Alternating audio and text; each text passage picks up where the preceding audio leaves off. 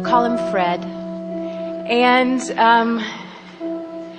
about 4 years ago, I saw him and everything in me went, Shazam, that's just a beautiful person, and I just felt champagne bubbly, and I know at the time that I had a good 15 years of momentum behind me that was negative. And he manifested right out of my experience sort of as soon as he came in, before I got a chance to know him or he got a chance to know me. And then we talked about it, you and we talked about how you shouldn't get caught up on the form, and if thinking upon a person specifically caused negative feelings, then you should back off and think about the essence and what you liked about them and those kind of thoughts. So I tried that for a while. And I could never really feel as good as when I thought specifically about Fred. And then I judged myself for a long time, and I thought, I'm just not doing it right. And then about a year ago, I said, screw it, I'm just going to think of Fred. And I'm going to think of him in all the loving ways that I can imagine. And so I did that for a year, and it was wonderful. And 2 weeks ago, I saw him drive down my street, and I thought, it's worked. It's brilliant, And so I went up to where I saw he was staying, and I buzzed the buzzer, and I was like, hi, and I did not get the response that I had been imagining. In fact, it was very weird. And then I thought this, and this is why I thought, okay, well, maybe I could get really upset about this and think I've really not done any of this right, or I could think, you know what, maybe he was caught off guard and he doesn't know what a good idea I am and what a good idea we'd be. And so that made me feel better. But at the same time, then I thought, well, maybe I'm stopping, the real love of my life because of the specific thing, but I can't let go of the specific thing.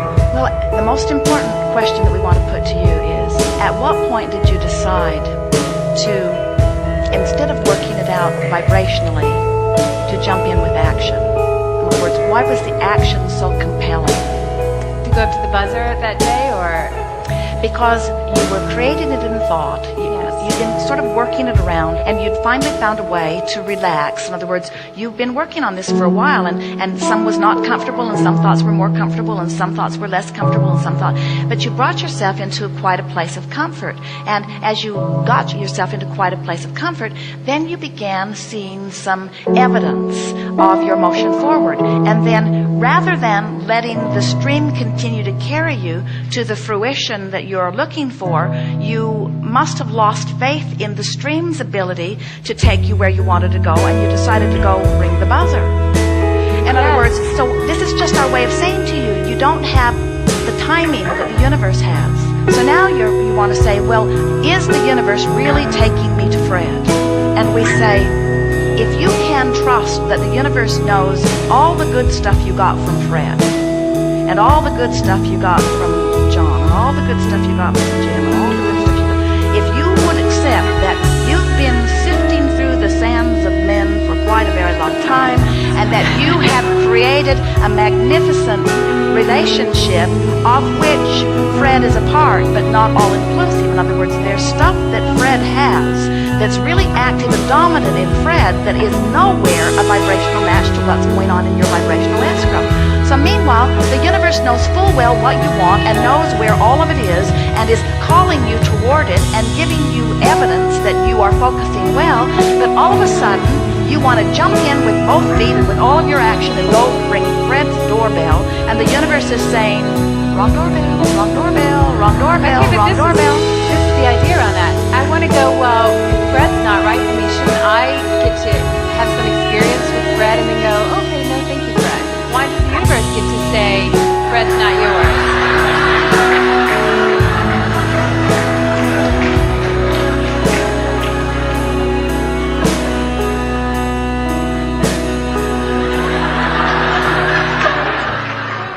If everything in your vibration was the vibrational match to Fred in the way you have portrayed it with your words just now, you would already be in the midst of an extraordinary relationship with Fred.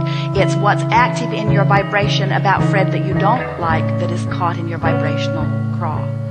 And we want you to step back from the person called Fred, whose real name shall be left nameless to protect the innocent.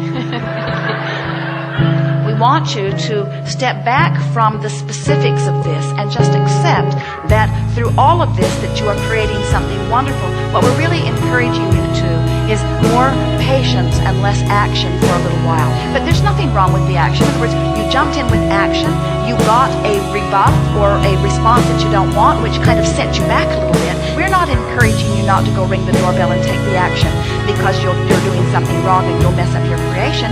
We are just encouraging you to let the flow carry you a little further until the inspiration to act is so compelling that nothing can keep you from it, because when you respond in action under those conditions, then you don't get the rebuffs. In other words, if you act too soon before the energy is lined up, you almost always get a backlash. And that is the whole point of the art of allowing. The art of allowing is just release the resistance and allow. Releasing resistance and allowing are the same thing. Release the resistance and therefore allow. Release the resistance and therefore allow. Release the resistance and therefore allow. Release the resistance and therefore allow. And as the stream begins to carry you, the ideas that then occur to you always bring you the results that you want. It's not possible for you to not get what you're wanting. We're just asking you to look a little further down the road. We just want you to act less and create with your mind more. And you say, but Abraham, I was doing that, and frankly, I just got tired of doing that. And we say, you can't get tired of doing that because that is the work. Even now, you got to start again from where you are. You rang the doorbell, it didn't turn out well. Now you start again. And you say, it was easier for me before I rang the doorbell. Now I've got that to overcome. And we say, but still you can, but still you can, but still you can. And as you do, more things will come your way. I want to know, I guess, how I do let go. There's a point that's very hard. Not just from this particular person, but wanting that match. And I want to be able to, if I have to let go of Fred, if Fred can't be in my future, whatever reason it is. We don't want you to let go of Fred. We don't want you to let go of the essence of Fred. We don't want you to let go of the idea of Fred. We don't want you to let go of the idea of the relationship. We just want you to let go of the resistance, which means we want you to let go of the need to control Fred.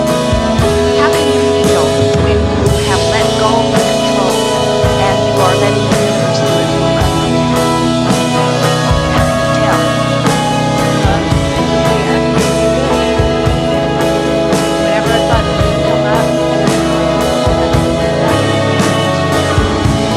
And what kind of thoughts are you thinking? How do they feel when you know the opposite? and I think, oh God, it was never like me, it was never going to happen.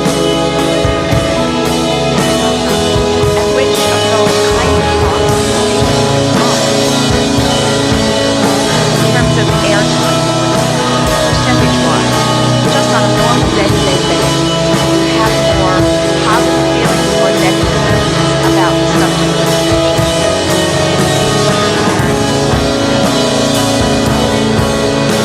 More concerned than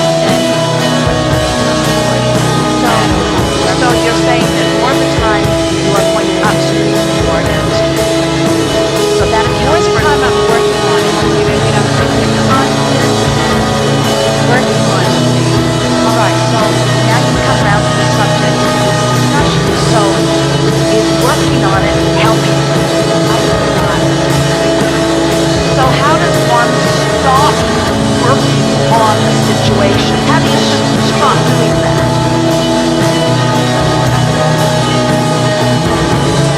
So what you do is you let your desire for relief be more important for now than your desire for Fred. Because both of them are in the same direction. Right. And that's why when you say, I'm just weary of this, we say, well, that's a very good sign. Because Right. when you're weary of something, it means that you're getting ready to stop the struggle. You see, we want to convince you that you cannot not get what you want.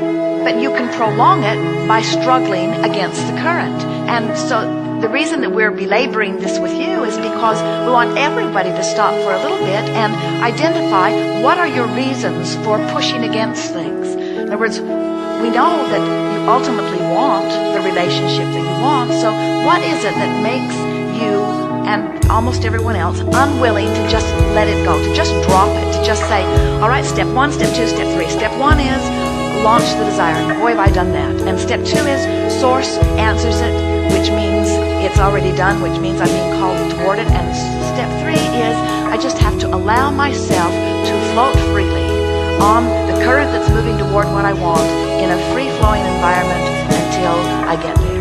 If you know what you want is there and you know you're floating, then why would you feel anything but joy? And we say you wouldn't if you were floating. It's the paddling upstream thing that makes it not feel fun. So just stop that. We would encourage you to get off the subject for a while, find some other things that are important to you. Don't belabor it. Don't keep working at it. Don't keep up the struggle. You see, every subject is really two subjects, what is wanted and lacked. And it's a fine line when you activate a subject of your desire to activate it with the flow or against the flow. And if your habit is to worry about it, then every time you activate it, you're going to worry about it. So you've got to find some way of disengaging from that need to do something about it. We don't want you to give up on your goal or give up on your desire. In fact, we know you can't. You cannot be less than life has caused you to become. But you can allow yourself to go toward it, or you can keep yourself from going toward it, and you can tell in the moment of the discussion which you are in. So now, give us some reassuring words that let us know that you are able to release the struggle and go with the flow. I very much want to believe that I can look upon something and say I want that and not get wound up about it. I want to be able to see specifically one day. I want to figure out how I can create specifically and let it go.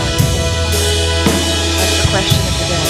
In fact, it's the question of this workshop. In fact, it's the question of creation. It's the best question we've ever heard.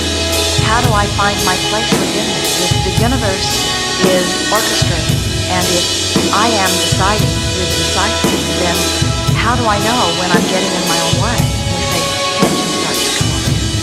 How do I know when I've gotten out of the way? I start to feel more relaxed. How do I feel when I'm hindering it? I don't trust it. How do I feel when I'm helping it? I feel more trusting. How do I know when I'm going with the flow? It's fun. How do I know when I'm not? It isn't fun. How do I know when I've let go? I feel good. How do I know when I haven't let go? I feel tense. How do I know when I'm free-flowing? I feel ease. How do I know when I'm pushing against the current? I feel tense. How do I know when I'm succeeding and I'm going to get what I want? I'm flowing free. I'm flowing free. But Abraham, I'm flowing free, but I don't have Fred. So how do I know it's working? You say because you're flowing free. Right. Flowing free has to be what you're after. Yes. Fred's downstream. If you're flowing free and Fred's downstream, what's inevitably going to happen? I'll run into him.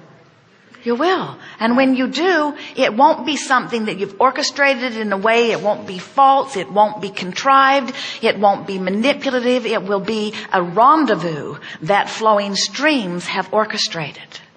And when it happens, and I come into contact, and I recognize and I see through the way that I feel the perfection of this relationship, I won't say, "Are you Fred?" because it won't matter.